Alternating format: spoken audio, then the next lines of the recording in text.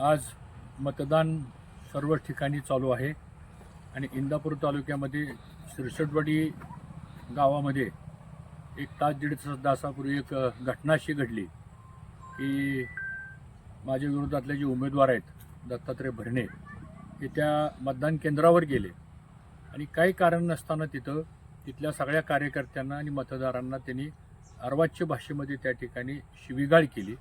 आत मतदान केंद्रात गेले, अधिकाऱ्यांशी वाद घातला आणि अधिकाऱ्यांनाही अर्वाच्य भाषेमध्ये बोलले.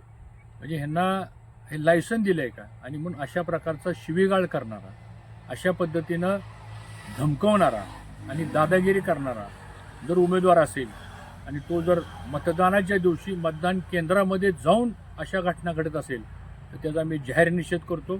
माझी निवडणूक आयोगाला मी तक्रार केलेली आहे. माझी निवडणूक आयोगाला विनंती आहे